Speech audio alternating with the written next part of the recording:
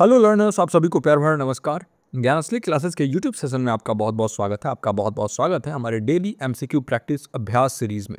देखिए, इस सीरीज में हम टारगेट करते हैं यूजीसी नेट के पेपर 1 को, जो कि सभी सब्जेक्ट्स के लिए कॉमन होता है। तो पेपर 1 का अगर आप तैयारी कर रहे हैं, अगर आप चाहते हैं कि पेपर 1 में 50 क्वेश्चन में से 40 प्लस क्वेश्चन आप सही कर पाएँ, डेली हमारे इस सीरीज से जुड़िए। 12:15 ये क्लास होती है, यानी 12:15 पे दोपहर में ये क्लास आपको मिलती है डेली। और इन प्रैक्टिस सेशंस में हम अच्छे अच्छे क्वेश्चन डिस्कस करते हैं, जो क्वेश्चंस अभी लेटेस्ट पैटर्न में पूछे जा रहे हैं। 12 नवंबर का ये सेशन स्टार्ट करते हैं बिना किसी देरी के। वीडियो को काइंडली कंसीडर करिए लाइक करना, क्योंकि अगर आप एक वीडियो को लाइक करते हैं तो इससे यूट्यूब इस काम को और लोगों तक पहुँचाता है। हमारी छोटी सी ये कम्युनिटी और बड़ी बनती है और हमें भी मोटिवेशन मिलता है। पहला क्वेश्चन है, Which research approach focuses on understanding the meaning and interpretation of social phenomena from the perspective of participants? बहुत ही अच्छा प्रश्न है।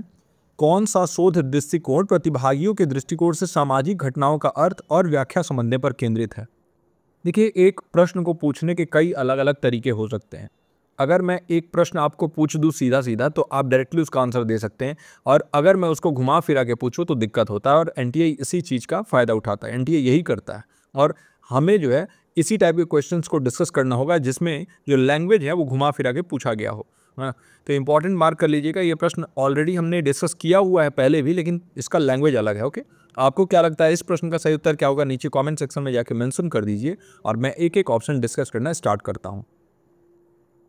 देखिए, अगर हम बात करें एक्सपेरिमेंटल रिसर्च, जो कि फर्स्ट ऑप्शन है, तो प्रयोगात्मक शोध जो है ये फोकस करता है हेर फेर करने पे, मैनिपुलेशन ऑफ वेरिएबल्स, यानी कि जो चर हैं, चरों में हेर फेर आप करते हो। इंडिपेंडेंट वेरिएबल और डिपेंडेंट वेरिएबल, यानी इंडिपेंडेंट वेरिएबल में अगर आप कुछ हेर फेर करते हो और देखते हो कि डिपेंडेंट वेरिएबल पर उसका क्या डिफरेंस आ रहा है, तो मैनिपुलेट करते हो आप वेरिएबल्स को। ये है आपका एक्सपेरिमेंटल रिसर्च में। और यहाँ कह रहा है कि understanding the meaning and interpretation of social phenomena from perspective of participants, यानी कि यहाँ पर हम प्रतिभागियों के दृष्टिकोण से देखना चाहते हैं सामाजिक घटनाओं को, क्या वो सोचते हैं। तो ये तो बिल्कुल नहीं होगा, ये तो कंट्रोल्ड इन्वायरमेंट में होता है। क्वांटिटेटिव रिसर्च में आप कभी भी मीनिंग और इंटरप्रिटेशन नहीं जानना चाहते हो, यहाँ नंबर्स के बारे में बात होता है, यहाँ न्यूमेरिकल डेटा और सांख्यिकी जो स्टैटिस्टिक्स होता है इसके बारे में बात होता है, तो ये भी नहीं होगा। तीसरा ऑप्शन है एथनोग्राफिक रिसर्च। एथनोग्राफिक रिसर्च ही इसका सही उत्तर होगा। नृवंश विज्ञानात्मक शोध या क्या? देखिए, एथनोग्राफिक रिसर्च जो है ना, इसमें आप स्टडी करते हो लोगों को उनके नेचुरल इन्वायरमेंट में, याद रखिएगा, उनके जो प्राकृतिक परिवेश है उसमें, उनके नेचुरल इन्वायरमेंट में उनको स्टडी करते हो। आप सोशल फिनोमेना को समझने की कोशिश करते हो। कोई भी कम्युनिटी है तो कैसे वो जीते हैं, उनका डेली लाइफ, उनका डेली दिनचर्या क्या है, वो उनके पर्सपेक्टिव से, यानी पार्टिसिपेंट के पर्सपेक्टिव से समझना चाहते हो, है ना। इस प्रश्न को हमने पहले भी किया है अलग तरीके से। तो अगर आप पार्टिसिपेंट पर्सपेक्टिव से, अगर आप वहाँ पर प्रतिभागी के नज़रिए से उस फेनोमेना को देखना चाहो, तो उसके लिए आपको उनके नेचुरल सेटिंग में जाना होगा।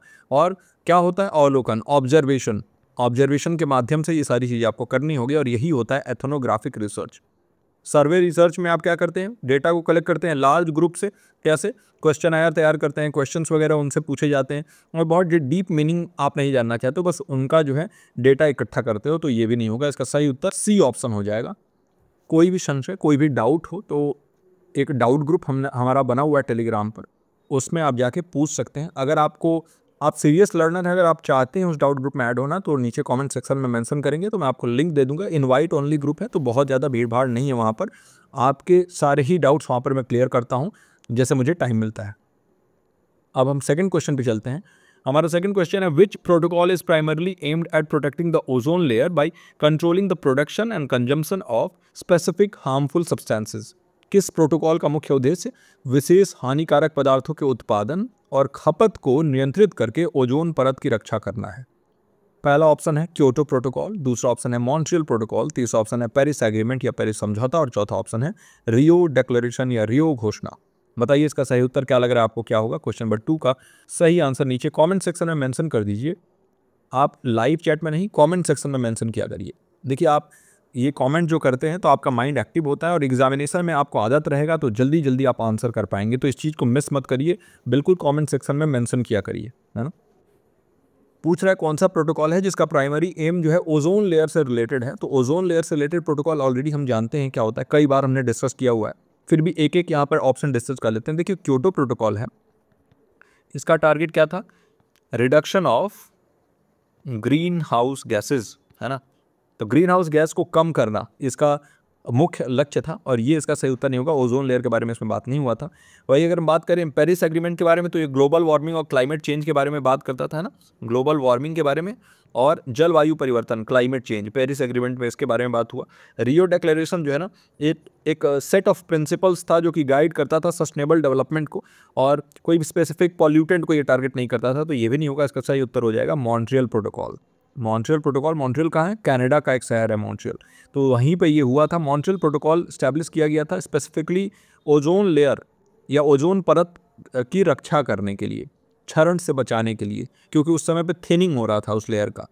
और ये one of the most successful protocols माना जाता है। याद रखिएगा कि सबसे ज़्यादा सफल प्रोटोकॉल अगर कोई है तो मॉन्ट्रियल प्रोटोकॉल था ये। तो ओजोन लेयर को प्रोटेक्ट करना, और कैसे आप प्रोटेक्ट करेंगे? क्लोरोफ्लोरोकार्बन को रिड्यूस करके, पर फ्लोरोकार्बन को रिड्यूस करके जो है हमारा टारगेट था कि हम ओजोन लेयर को प्रोटेक्ट करेंगे, और यही इसका सही उत्तर हो जाएगा, बी ऑप्शन। आई होप कि इसका सही उत्तर नीचे कमेंट सेक्शन में आपने दिया हो। बढ़ते हैं हम अपने तीसरे प्रश्न के ऊपर। हमारा तीसरा प्रश्न आज का है, which of the following was establish to promote technical education in India after independence. बताइए, स्वतंत्रता के बाद भारत में तकनीकी शिक्षा को बढ़ावा देने के लिए निम्नलिखित में से कौन सी संस्था स्थापित की गई थी? ऑप्शंस आपके सामने हैं। पहला है यूजीसी, यूनिवर्सिटी ग्रांट्स कमीशन या विश्वविद्यालय अनुदान आयोग। दूसरा ऑप्शन है एआईसीटीई या all India council for technical education. तीसरा ऑप्शन है NCERT, national council for education research and training. और चौथा ऑप्शन है NCT, national council for teacher education. इनमें से कौन सा टेक्निकल एजुकेशन के लिए था इंडिपेंडेंस के बाद? तो मैंने फुल फॉर्म आपको बताया, तो आपको पता चल ही गया होगा अभी किसका सही उत्तर क्या है। क्वेश्चन नंबर 3 लिख के और मेंशन कर दीजिए नीचे कौन सा ऑप्शन आपको लग रहा है सही होगा। एक एक ऑप्शन हम डिस्कस करते हैं। आज़ादी के बाद पूछ रहा है ना, तो देखिए इनमें से सभी आज़ादी के बाद ही स्टैब्लिश हुए, ये तो फिक्स है। लेकिन यूजीसी जो है ये हायर एजुकेशन को गवर्न करने के लिए बनाया गया था, है ना। उच्च शिक्षा को गवर्न करने के लिए बनाया गया था। इसको किन्होंने रिकमेंड किया था? राधा कृष्णन कमेटी ने ही रिकमेंड किया था यूजीसी के एस्टेब्लिशमेंट के बारे में। और टेक्निकल एजुकेशन के ऊपर सिर्फ फोकस नहीं, बल्कि पूरे हायर एजुकेशन के ऊपर इसका फोकस है, तो इसलिए ये नहीं होगा। पर्टिकुलरली टेक्निकल एजुकेशन के बारे में बात कर रहे हैं यहाँ पर हम, तो उसके लिए सही ऑप्शन हो जाएगा B option, AICT, all India council for teacher technical education. ये टेक्निकल एजुकेशन इंडिया में प्रमोट करने के बारे में है, और इसको इसीलिए इस्टेब्लिश किया गया था, तो यही इसका सही उत्तर होगा। एनसीईआरटी जो है ये प्राइमरली डील करता है स्कूल करिकुलम डेवलपमेंट से, और किताबें तैयार करना, किताबें प्रिंट करना, ये सब एनसीईआरटी का काम है। करिकुलम या पाठ्यक्रम से रिलेटेड काम है, तो ये इसका सही उत्तर नहीं होगा। और एनसीटी जो है ना, ये टीचर एजुकेशन को रेगुलेट करने के बारे में है, तो इट रेगुलेट्स टीचर एजुकेशन, तो ये भी नहीं होगा। इसका सही उत्तर हो जाएगा बी ऑप्शन। आई होप कि इसका सही उत्तर नीचे कमेंट सेक्शन में आपने दे दिया हो। अब हम अपने चौथे प्रश्न के ऊपर बढ़ते हैं। Which barrier to communication occurs due to a difference in language, vocab और accent between the sender and the receiver. संचार में कौन सी बाधा प्रेषक और प्राप्तकर्ता के बीच भाषा, शब्दावली या उच्चारण के अंतर के कारण उत्पन्न होती है? पहला ऑप्शन है साइकोलॉजिकल बैरियर, मानसिक बाधा। दूसरा ऑप्शन है सिमेंटिक बैरियर, अर्थगत बाधा। तीसरा ऑप्शन है फिजिकल बैरियर या भौतिक बाधा। और चौथा ऑप्शन है ऑर्गेनाइजेशनल बैरियर या संगठनात्मक बाधा। बताइए इसका सही उत्तर क्या लग रहा है आपको, क्या होगा? क्वेश्चन नंबर 4 लिख के नीचे कमेंट सेक्शन में मेंशन कर दीजिए, और फिर मैं जैसा कि हमेशा करता हूँ एक एक ऑप्शन डिस्कस करते हुए आगे बढ़ूंगा। देखिए यहाँ पर अगर आप हमारे साथ प्रैक्टिस कर रहे हैं तो आपको प्रॉफिट बहुत सारे हैं। पहला प्रॉफिट, एक तो आप जो है ना यहाँ पर डिसिप्लिन्ड होकर पढ़ाई कर लेते हैं, डेली कम से कम एक चीज़ तो है जो आप कर रहे हैं। दूसरी चीज़, आप नीचे कमेंट सेक्शन में आंसर देते हैं, तो इससे जो आपके आंसर करने की हैबिट है वो बन रही है, तो आप जब भी क्वेश्चन देखेंगे उसको तुरंत आप आंसर कर पाएंगे। तो ये एक चीज़ें हैं, है ना। और इसके बाद से सबसे इम्पॉर्टेंट क्या है कि आप जो है ना वो इस माहौल में ढल रहे हैं कि इस टाइप के क्वेश्चंस आपको सामने अगर दिखें तो आप आसानी से सॉल्व कर सकें। कितने टाइप के क्वेश्चंस में वेरिएशंस किए जा सकते हैं, आप खुद बताइए। देखिए एक लेवल है, एक लिमिट है हर चीज़ का, और अलग अलग टाइप से भी अगर घुमा फिरा के भी क्वेश्चन पूछा जाए फिर भी जो है एक लिमिट तक ही उसको चेंज किया जा सकता है। सिलेबस तो आप बदल नहीं रहे हैं, तो इसलिए जितने क्वेश्चन हम यहाँ पर डिस्कस कर रहे हैं आप समझ लीजिए कि उससे बाहर जो है बहुत कम चांसेस हैं। हाँ बाय द वे ऐसा एक आध क्वेश्चन हो सकता है, नहीं तो अगर आप प्रैक्टिस सेशंस को बहुत ही जो है रिलीजियसली फॉलो कर रहे हैं तो बिल्कुल 100% आप बहुत बेहतरीन स्कोर करने वाले हैं पेपर 1 में। और अगर आप डेली इन सेशन से जुड़ रहे हैं तो बहुत बहुत जो है श्योर हो जाइए कि आप बहुत अच्छा स्कोर करने वाले हैं। अब हम एक एक ऑप्शन डिस्कस करना स्टार्ट करते हैं। कह रहा है कि बैरियर के बारे में बात कर रहा है कम्युनिकेशन में, और वो कैसे, डिफरेंस इन लैंग्वेज, वोकैब या एक्सेंट। तो एक चीज़ हमें समझ में आ गया कि यहाँ पर भाषा के बारे में बात हो रहा है, यहाँ पर उच्चारण के बारे में बात हो रहा है, और जो उच्चारण से आने वाला अंतर है उसके बारे में बात हो रहा है, और सेंडर रिसीवर के बीच में उससे बैरियर पैदा हो जाता है। तो साइकोलॉजिकल बैरियर तो हमारे मन में होता है, उसमें लैंग्वेज वैंग्वेज का नहीं होता है। इसमें आ जाता है आपका एटीट्यूड, इसमें आ जाता है आपका संवेग या इमोशन, इसमें आ जाता है आपका नज़रिया या परसेप्शन। तो ये हो जाता है। वही अगर बात करें फिजिकल बैरियर में, तो फिजिकल बैरियर जैसे कि कोई इन्वायरमेंटल फैक्टर, जैसे इन्वायरमेंटल नॉइज़ हो गया, जैसे बीच में मान लीजिए कि कोई दीवार है, बीच में मान लीजिए बहुत अवरोध है, डिस्टेंस है, ये सभी नॉइज़ है, जो फिजिकल नॉइज़ होता है, बहुत शोर हो रहा है, ये फिजिकल बैरियर हो गया। ऑर्गेनाइजेशनल बैरियर जैसे स्ट्रक्चरल इशूज़ हो सकते हैं। हो सकता है कि ऑर्गेनाइजेशन में ऊपर मान लीजिए आप एक छोटे एम्प्लॉई हैं और ऊपर जो है आपके सीनियर है, तो सीनियर तक अपना बात पहुंचाना जो है बहुत ज़्यादा कठिन है अगर ऐसा वहाँ स्ट्रक्चर्ड है। तो इसलिए ये स्ट्रक्चरल या ऑर्गेनाइजेशनल बैरियर हो गया। सिमेंटिक बैरियर्स का सही उत्तर हो जाएगा अर्थगत बाधा। सिमेंटिक बैरियर जो है ना, ये डिफरेंस इन लैंग्वेज, वोकैब या इंटरप्रिटेशन, अगर व्याख्या करने में कोई गलती हो गई, वोकैब में कोई गलती है, तो ये ओवरऑल क्लैरिटी को इम्पैक्ट करता है ना, और यही इसका सही उत्तर हो जाएगा। Semantic barrier is the correct answer for this question, and I hope कि आपने इसका सही उत्तर नीचे कमेंट सेक्शन में दिया होगा। अब हम बढ़ते हैं अपने 5वें प्रश्न की तरफ। We are halfway through the video and please consider liking this video. देखिए, आप अगर इस वीडियो को लाइक करते हैं ना, तो इससे दो चीज़ें होती हैं। एक तो यूट्यूब एल्गोरिदम इस वीडियो को पुश करता है, थोड़ा और लोगों तक पहुंचाता है, और हमें जो है मोटिवेशन मिलता है, हमें लगता है कि हाँ, हमारे काम जो है वो सही लोगों तक पहुंच रहा है। In the Indian logical system, which of the following terms refers to the inference where the effect is predicted from the cause? बता रहा है कि भारतीय तर्क प्रणाली में निम्नलिखित में से कौन सा शब्द उस अनुमान को दर्शाता है जहां कारण से प्रभाव की भविष्यवाणी की जाती है।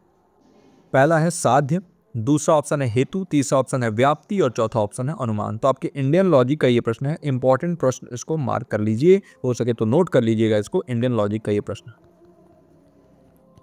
तो देखिए, वेरिएशंस बहुत रखते हैं हम क्वेश्चंस में, और इससे आपको ये होता है कि हाँ, एक ही सेशन में आपको बहुत कुछ अलग अलग यूनिट से देखने को मिल जाता है। देखिए, यहाँ पे कह रहा है कि कौन सा टर्म जो है ना, वो इन्फरेंस को रेफर करता है, जहाँ पर इफेक्ट जो है वो प्रेडिक्ट किया जाता है कॉज से, कारण से जो है हम ढूंढने की कोशिश करते हैं प्रभाव। तो पहला ऑप्शन है साध्य। साध्य किसे कहते हैं हम? साध्य जो है ना, प्रोपोजिशन को हम साध्य कहते हैं, और इसको प्रूव करना होता है ना, यानी it needs to be proven.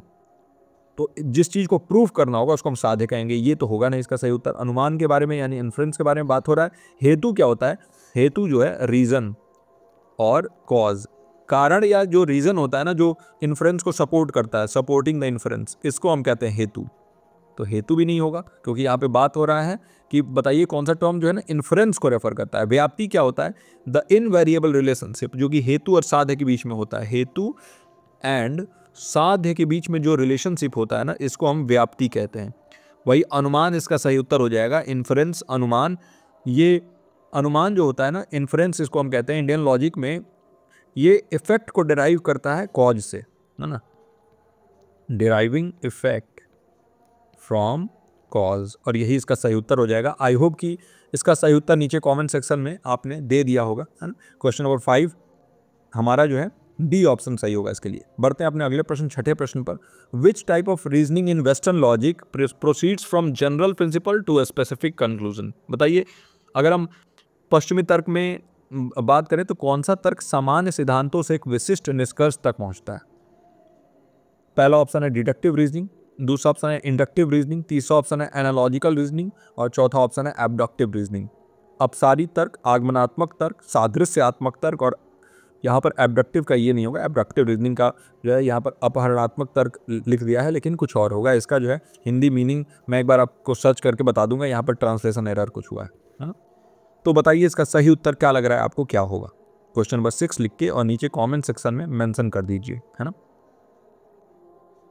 एक एक ऑप्शन हम डिस्कस करना स्टार्ट करते हैं। देखिए, डिडक्टिव रीजनिंग जो होता है ना, तो याद रखिए डिड्यूस करना। डिड्यूस मतलब इसको आप ऐसे देख सकते हैं, रिड्यूस, है ना। रिड्यूस मतलब क्या होता है? कम, कम करना।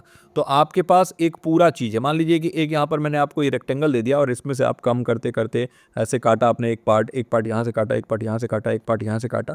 यानी कि हम ये देख सकते हैं कि हमारे पास जनरल चीज़ है, सामान्य चीज़ है, और इससे हम विशिष्ट की तरफ जा रहे हैं, स्पेसिफिक जा रहे हैं।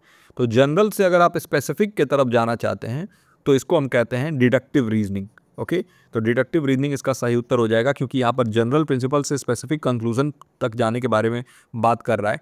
इंडक्टिव रीजनिंग यानी इंड्यूस करना, इंड्यूस करना मतलब कुछ जोड़ना।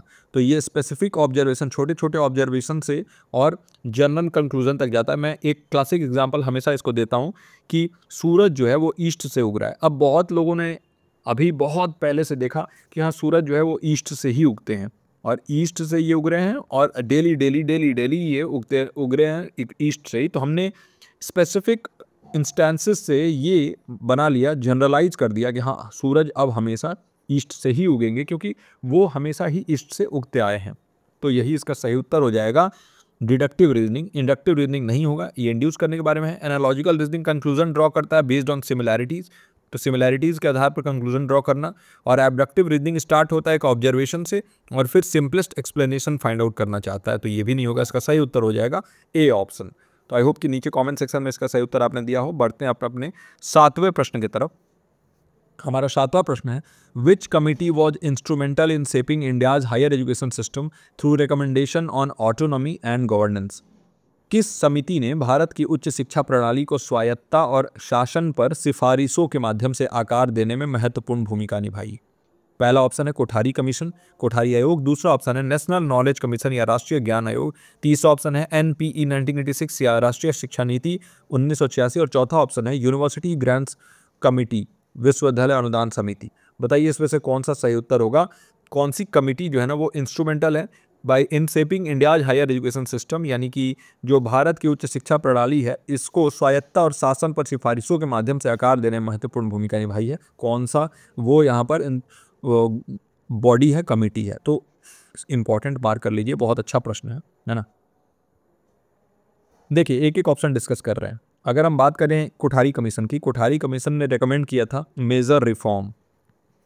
कोठारी कमीशन ने बहुत सारे बदलाव बताए कि हाँ ऐसे ऐसे हमें बदलाव करने चाहिए ताकि स्वायत्तता आए, ऑटोनॉमी आए, और जो एजुकेशन की गवर्नेंस है उसमें बदलाव आए, है ना, यानी स्वायत्तता आए। ये जो जितने भी यूनिवर्सिटीज़ हैं वो खुद से ही जो है अपने डिसीजन मेकिंग कम से कम ले सकें।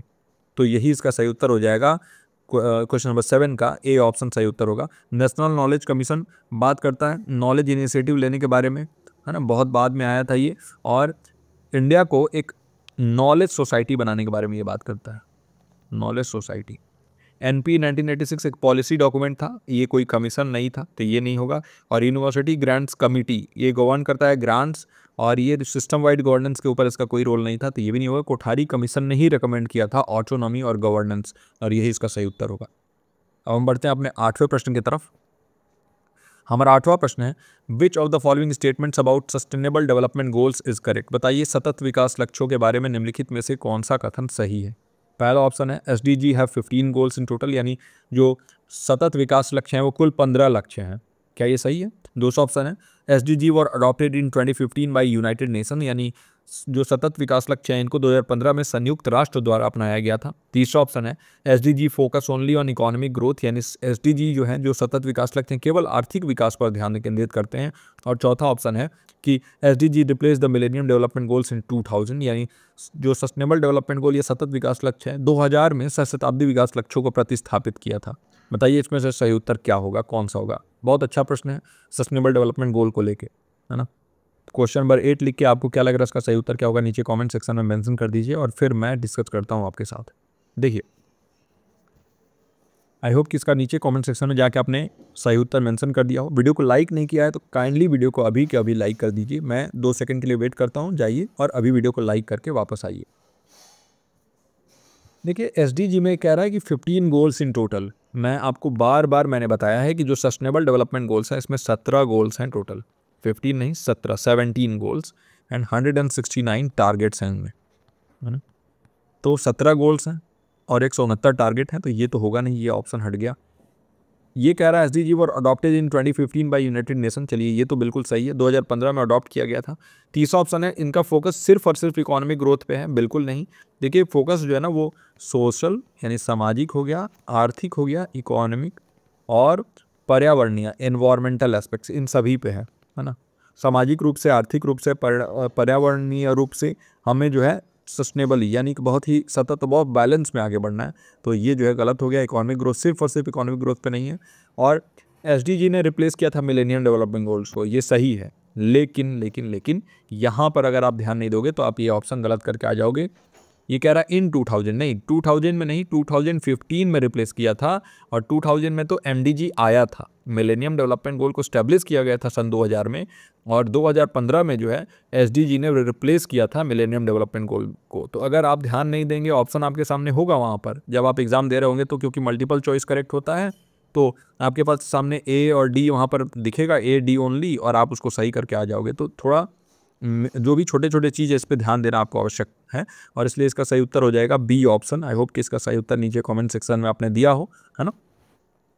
अब हमने इतने सारे क्वेश्चंस प्रैक्टिस कर लिए हैं कि आप बहुत सारे क्वेश्चन सही कर पा रहे होंगे, आप ये चीज़ नोटिस कर रहे होंगे, है ना।